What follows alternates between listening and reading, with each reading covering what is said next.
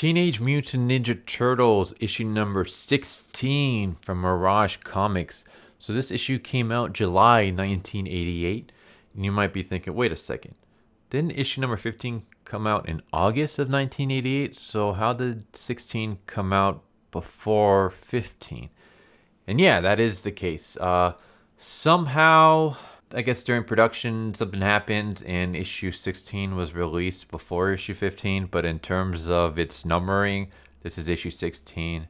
And then the Dome Doom is issue number 15. This issue is interesting. So this was the cover is by Mark Martin, and he also did the writing, the penciling, and the inking. And this has nothing whatsoever to do with the main story. This is just another filler, one-shot contained adventure. And I'll be honest with you guys, not really a good one. So looking it up, it looks like this is an issue that's not considered canon. I guess they later got decanonized, and I can see why. So let's just go over it real quick. So we start off with this little girl sitting on a box, and she's like, all right, let me tell you a story. She tells us about how she actually has a time machine, and she basically says that she has to thank the Ninja Turtles for helping her out, but she has to kind of hurry because her time machine only has about 2 hours left in the tank. So she quickly rushes into her time machine, which kind of looks like just a white cube, but inside is like an elaborate machine. And we cut to the present. And the reason I say we cut to the present is because this little girl is apparently from the far future. And in the present, we see a coke addict stealing a woman's purse, and the turtles see it and they get involved. They basically confront the addict, get the purse back, tell him to beat it, and then the turtles are kind of arguing with each other, like, how can you just go out like in public like that? Like, what if more people see us? Like, you can't just reveal yourself. And the turtle's like, lay off. Like, the guy who I revealed myself is a druggie. No one's gonna believe him. So they give the purse back to the old lady's dog, who's gonna run it back to the old lady. And all of a sudden, the white cube shows up, and then the little girl pops out, and she knows all the turtles by name, and she jumps at one of them and starts hugging them, and she tells them, like, I need you to get the rest of your brothers. So they leave to go get the rest of the brothers. Eventually they arrive, and she basically says, I just want to thank all you guys. You guys really helped me out. And she kind of hugs and kisses all of them, and they have no idea who the hell this little girl is, but she just says thank you, bye. She gets inside her time machine and disappears. And all of a sudden, the time machine shows up again, and then they hear a voice, and it's the same voice as the little girl. But instead of the little girl showing up, we get this alien-looking mutant creature thing, and the creature's kind of confused. It's like, oh, you're talking turtles? Like, you guys don't, like, eat me. You guys won't eat me, right? Doesn't matter. Anyways, I need your guys' help. I need you guys to help me out. Let me tell you my story. The story is that her mom and dad, Bobby and Amanda, basically they wanted to go into the Cowboy Cola business, but they had so many bills that they needed to pay that they couldn't do that, especially since they had a baby on the way. So Bobby gets a job at a research development company. It's called the Maxi Mega Multicorp Capitalist Conglomerates Research, the MMMCCC, I guess. Anyways, they're working on a intelligence booster formula. And Bobby is kind of worried about working on this concoction and all this radioactive stuff and just being too close to all these dangerous chemicals. It turns out that, he was kind of smart for that, because somehow him being in close proximity to all these chemicals infected his baby that was still in the womb. How? I have no idea. It would have made a lot more sense if Bobby got radioactive or whatever, and then he impregnated his wife, and then his wife, because he impregnated his wife after being infected or radioactive or whatever, that's how the baby got infected. But the fact that the baby was already in the womb and growing before Bobby took this job, I don't know how it transports from him to the baby. It probably would have made more sense if the mom was the one working at the chemical place and she was the one near all these chemicals. But anyways, whatever. So the baby becomes super intelligent, and the baby actually knows and is aware that it's still in the womb. The baby is conscious. The baby is a fast learner. When the dad comes home and is talking about his work, the baby's able to take in all this knowledge and basically become super smart. And when the baby was born a mutated freak. And so the baby kind of ran away because the baby realized that no matter how hard like the parents tried it, the parents can't love a freak like her, and that the government would eventually be after them and stuff. So the baby ran away, went underground, built her own lab where she built a time machine, and then eventually she was able to teleport herself to the past. And her plan is that she wants the turtles to somehow stop her father from working at this lab. If she can convince the turtles to stop the father from working at the research lab, then when she is born, she'll be born a normal human girl because her father won't be working on this intelligent booster. She won't get infected and all that stuff.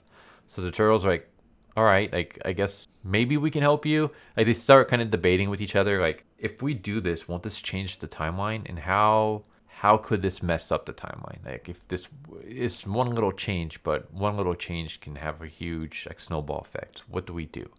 But as they're debating this, the little girl, the little mutant girl, runs off, and so the turtles chase after her until eventually they chase after her into her parents' house, where they see her mom and dad. And her mom and dad are like freaked out, and the turtles basically decide to pretend that they work for the research lab, and they're like, hey, Bobby, we just want to welcome you aboard.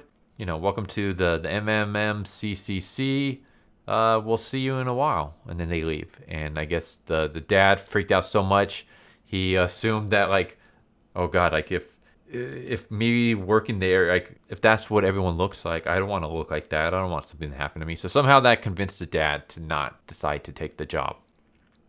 And so the little girl eventually shows up again, and she kind of looks like a cross between a human and the mutant that she was before. But she just says, hey, like, it's working. I'm going to turn into a girl soon. Like, the effects are already starting to kick into effect. But I got to go right now because the time machine is already kind of working. So I got to bail. So then she hops into the time machine. She goes back to her future, which is her present. And now she's a normal girl again. And that's when she realizes that we have, become a stowaway, we being the reader. And she's like, oh, like, I gotta take you back to your time. I also gotta remember to thank the turtles. Well, since you're here, let me tell you a story. And then basically we've just come full circle. So the last panel is the same as the first panel, and so it's just like this time loop. So yeah, that's the story. My thoughts on it, I didn't care for it at all. Yeah, I've said that there hasn't really been an issue that I've hated. The worst has just been kind of the April one where she's writing in her diary, but that's kind of it. I will say I don't hate this issue, but I really didn't care for it. I'm not a fan of it. Don't really care about it. It is what it is. I wish this was not a turtle issue. Turtles, this has nothing to do with the Ninja Turtles. Like, you easily could have replaced the Ninja Turtles with somebody else and still have the same exact story. The fact that we're multiple issues in and we're not even continuing on with the main story yet, it's just really annoying the hell out of me. Yeah, I looked it up. Apparently this is part of the guest era, which is described as a stretch of issues from issue number 22 to 44. Almost all the stories were written and illustrated by guest creators, and Peter Laird has declared these non-canon.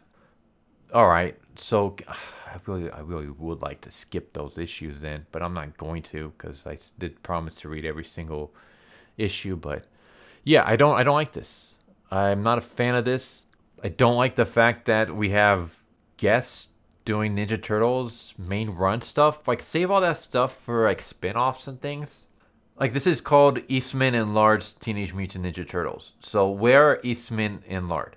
Where's Kevin Eastman and Peter Laird? Why can't we have more of their stuff? Why is it that it's always like this is like multiple issues where we have somebody. I mean, I guess we did have Eastman in the Unmentionables, but even then, that one was like a self-contained issue, and Peter Laird wasn't involved in that in any way.